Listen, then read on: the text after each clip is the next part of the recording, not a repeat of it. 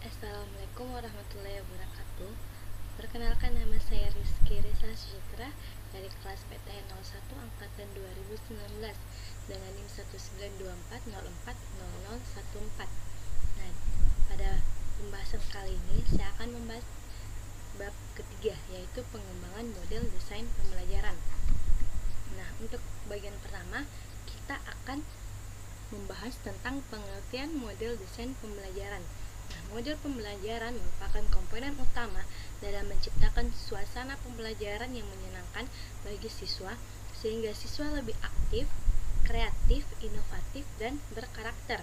Dalam situasi ini, terdapat faktor-faktor yang saling berhubungan, yaitu tujuan pembelajaran, siswa yang belajar, guru yang mengajar, bahan yang diajarkan, metode pembelajaran, alat bantu mengajar, prosedur penilaian, dan situasi pengajaran. Dalam proses pengajaran tersebut, semua faktor bergerak secara dinamis dalam suatu rangkaian yang terarah dalam rangka membawa para siswa atau peserta didik untuk mencapai tujuan pengajaran. Strategi pembelajaran yang dapat dikembangkan oleh guru diantaranya yaitu yang pertama, pembelajaran penerimaan atau reception learning. Nah, reception learning yang pertama itu penerimaan terhadap prinsip-prinsip umum, aturan-aturan, serta ilusi khusus. Nah, yang kedua itu pemahaman terhadap prinsip umum, pengujian yang dilakukan dengan tes yang menuntut pernyataan ulang mengenai prinsip-prinsip dan contoh-contoh yang telah diberikan. Nah, yang ketiga itu partikularisasi, penerapan prinsip umum ke dalam situasi atau keadaan tertentu. Yang keempat yaitu gerakan dari suasana kognitif dan proses simbol ke suasana perbuatan atau tindakan. Nah, yang kedua itu pembelajaran penemuan atau discovery learning. Nah, discovery learning itu tindakan dalam situasi tertentu, yaitu siswa melakukan tindakan dan mengamati pengaruh-pengaruhnya. Yang kedua yaitu pemahaman kasus tertentu. Apabila keadaan yang sama muncul kembali, maka dia dapat mengantisipasi pengaruh yang bakal terjadi dan konsekuensi apa yang akan dirasakan. Nah, yang ketiga itu generalisasi. Siswa dapat membuat kesimpulan atas prinsip-prinsip umum berdasarkan pemahaman terhadap situasi tertentu. Yang keempat yaitu tindakan dalam suasana baru. Siswa menerapkan prinsip dan mengantisipasi pengaruhnya. Yang ketiga itu pembelajaran penguasaan atau mastery learning. Nah, mastery learning yang pertama itu merupakan mengajarkan satuan pelajaran pertama dengan menggunakan metode kelompok. Yang kedua itu memberikan tes diagnostik untuk memeriksa kemajuan belajar siswa setelah disampaikan satuan pelajaran tersebut. Yang ketiga itu siswa yang telah memenuhi kriteria keberhasilan yang telah ditetapkan diperkenankan menempuh pengajaran berikutnya, sedangkan yang bagi belum diberikan kegiatan korektif atau remedial.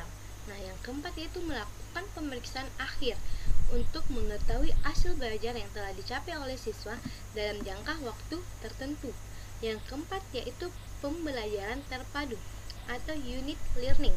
Nah, unit learning yang termaksud yaitu pertama menyusun lembar unit yang luas bertitik tolak dari topik atau masalah tertentu.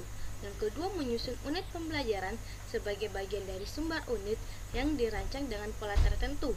Yang ketiga yaitu menyusun unit lesson dalam rangka melaksanakan unit pengajaran yang telah dikembangkan. Keempat yaitu menyusun suatu pelajaran yang akan dilaksanakan dalam proses belajar mengajar harian. Nah, yang akan kita bahas selanjutnya itu model-model desain pelajaran. Berbagai model pengembangan pelajaran menggambarkan bahwa kebutuhan pendidikan yang terjadi di tengah masyarakat mulai meningkat. Dewan Pendidikan Nasional maupun Dewan Pendidikan Lokal hingga Dewan Pendidikan Sekolah semakin meningkat menuju kualitas pendidikan internasional. Model-model desain pembelajaran ini dirancang sesuai dengan teori belajar atau pembelajaran dan implementasi dari proses pembelajaran, yaitu implementasi dari pembelajaran konstruktivisme, humanistik, dan behaviorisme. Nah, yang ketiga itu Pengembangan model desain pembelajaran.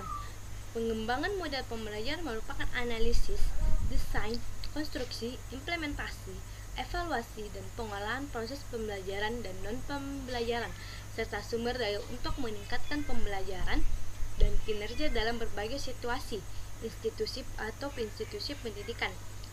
Ada beberapa pengembangan model yang akan dikembangkan dalam pengembangan model instruksional yang menghasilkan produk model belajar, yaitu yang pertama model David Merrill, yang kedua yaitu model Roberts-Gang, yang ketiga model Gerlach and Ely, yang keempat model Esur, yang kelima model Eddy, yang keenam model Dickey and Carey, dan yang terakhir yaitu N.P. Atney Superman.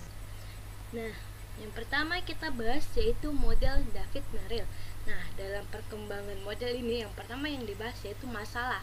Masalah merupakan arti pembelajaran yang dilaksanakan dalam rangka memecahkan permasalahan di dunia nyata di sekitar siswa. Yang kedua yaitu aktivitas. Aktivitas merupakan pembelajaran dikembangkan relevan dengan pengalaman dan pengetahuan siswa yang telah dimiliki sebelumnya. Nah, yang ketiga yaitu demonstrasi. Demonstrasi merupakan pembelajaran yang dikembangkan untuk mempertunjukkan apa yang akan dipelajari, bukan melalui menceritakan informasi tentang apa yang akan dipelajari. Nah, yang keempat yaitu aplikasi. Aplikasi artinya pembelajaran yang dikembangkan untuk menggunakan keterampilan yang baru siswa untuk memecahkan masalah. Nah, yang kelima yaitu integrasi. Pembelajaran yang dikembangkan mengintegrasikan keterampilan atau pengetahuan yang baru dalam kehidupan sehari-hari siswa. Nah, model yang kedua itu model Roberts-Gang. Nah, pengembangan model ini yang pertama itu mendapat perhatian. Setelahnya itu informasi objek ke siswa. Setelah mendapatkan informasi objek ke siswa, yaitu yang ketiga itu merangsang ingatan siswa. Nah, yang keempat menyajikan stimulus. Setelah menyajikan stimulus, kita berpindah ke menyiapkan bimbingan belajar. Setelah menyiapkan bimbingan belajar, kita ke pengembangan memunculkan kinerja. Setelah itu memberikan umpan balik, menilai kerja, dan yang terakhir yaitu meningkatkan perhatian dan transfer. Yang kelima yaitu model Gerlach and Ely.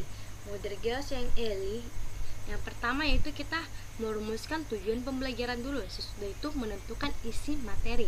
Nah, setelah kita menentukan isi materi, kita penilaian kemampuan awal siswa. Nah, di dalam penilaian kemampuan awal siswa ini yang pertama yang kita tentukan yang kita lakukan yaitu menentukan strategi, pengelompokan belajar, pembagian waktu, menentukan ruangan, dan memilih media. Nah, setelah kita mengerjakan atau melakukan penilaian kemampuan awal siswa, yang selanjutnya yang kita lakukan yaitu evaluasi hasil belajar. Setelah itu kita menganalisis umpan balik. Nah, seperti itu model Gerlach dan Ely. Nah, selanjutnya model Esur. Nah, model Esur yang pertama yaitu A. A merupakan analis learning karakteristik atau menganalisis karakter siswa. Nah, S yang pertama itu merupakan state performance objective. Nah, state performance objektif merupakan menetapkan tujuan pembelajaran agar kompetensi pengetahuan. Nah, yang kedua yaitu select methods, media and material, yaitu memilih metode, media, dan alat bahan yang diperlukan. Nah, U itu merupakan utilize materials atau menggunakan metode, bahan, media, dan lain-lain. Nah, R yaitu require learning participation, yaitu mengaktifkan keterlibatan siswa. Nah, E yaitu evaluate and revise, evolusi dan revisi. Nah, model selanjutnya yaitu model Eddy. A itu analitik atau analisis pembelajaran. D itu desain atau desain pembelajaran. D yang kedua itu development atau pengembangan pembelajaran. I yaitu implementation atau implementasi pembelajaran, dan yang terakhir yaitu evolution atau evolusi. Nah, model selanjutnya yaitu model Dick and Carey.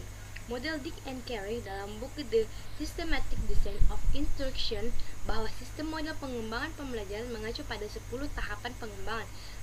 Tahapan yang pertama yaitu identifikasi tujuan pembelajaran. Tahapan yang kedua yaitu analisis pembelajaran. Tahapan yang ketiga yaitu identifikasi perilaku awal. Tahapan yang keempat yaitu menuliskan tujuan. Tahapan yang kelima yaitu mengembangkan tes. Tahapan keenam yaitu mengembangkan strategi pembelajaran. Tahapan ketujuh yaitu mengembangkan dan memilih bahan pembelajaran. Tahapan yang kedelapan yaitu mengembangkan evaluasi formatif. Tahapan yang ke-9 yaitu mengembangkan evaluasi sumatif, dan tahapan yang ke-10 yaitu revisi. Nah, itulah materi tentang pengembangan model-model yang bisa saya sampaikan. Kurang dan lebihnya mohon dimaafkan. Terima kasih atas perhatiannya. Assalamualaikum warahmatullahi wabarakatuh.